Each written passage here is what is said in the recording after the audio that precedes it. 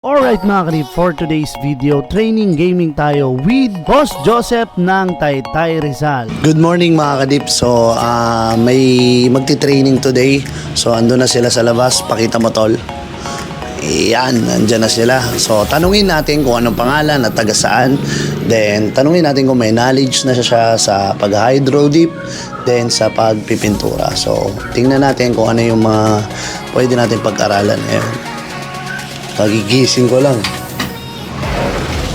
Hello bro. Halita.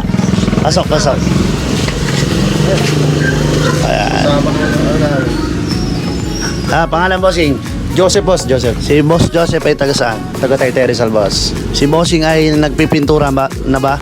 Bago pa lang, boss. Bago pa lang. So may knowledge ka na sa basic mixing. Mga ganun. Kunti pa lang, boss. Konti. So, anong pag-aaralan natin ngayon?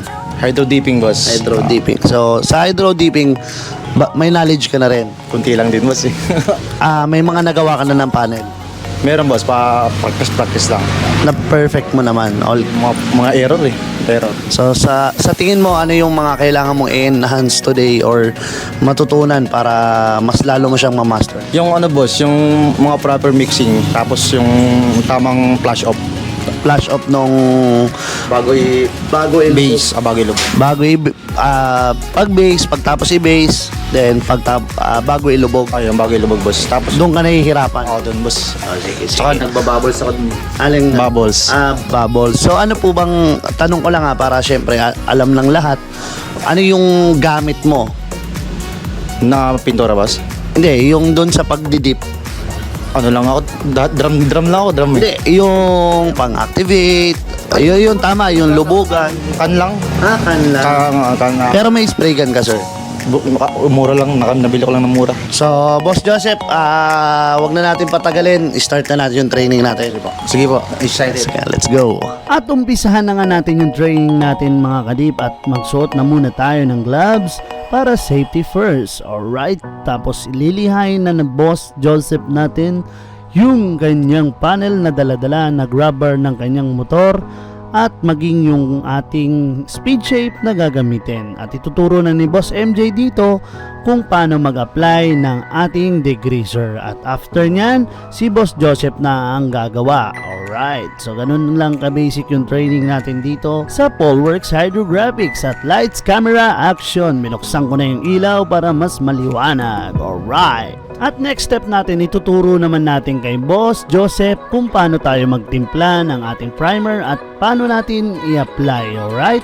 So sa part na to, siya na mismo nag-a-apply niyan sa kanyang grab bar at after niyan, napagod agad. Break time. Break time.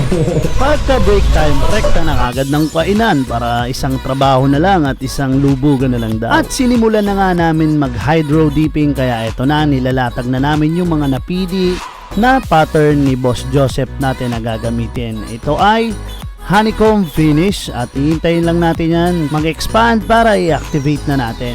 At eto nga mga kadip, ina-activate na ngayon ni Boss Joseph natin yung film na nilatag natin sa tubig at ilulubog niya na yung kanyang speed shape na naka-base na blue. Alright, so tingnan natin kung ano yung kalalabasan nung ilulubog ni Boss Joseph at ganitong angle niya ginawa yung paglubog dito sa speed shape at inalog. Talagang may knowledge na dahil alam niya yung gagawin, no? All goods at may print naman. So next step naman tayo or next pattern tayo mga kadip. Next pattern na gagamitin natin, forged carbon at ina-activate na nga ni Boss Joseph natin. Ayan siya mga kadip. So medyo nahihirapan daw siya sa pag-activate kaya dun kami nag-focus kung saang part siya nahihirapan. Kaya hanggang dito na lang yung video natin mga kadip dahil hindi na natin na i-video yung mga next step dito. Ang importante, congratulations kay Boss Joseph na natapos niya ng mabuti yung training niya at natutunan niya naman yung mga dapat niyang matutunan. Kaya to God be the glory dahil natapos ng maayos yung training ni Boss Joseph. Then abang-abang sa mga gusto magpagawa na taga-Taytay dyan at nalalayuan sa atin, si Boss Joseph na bahala sa inyo. Maraming salamat. Paalam!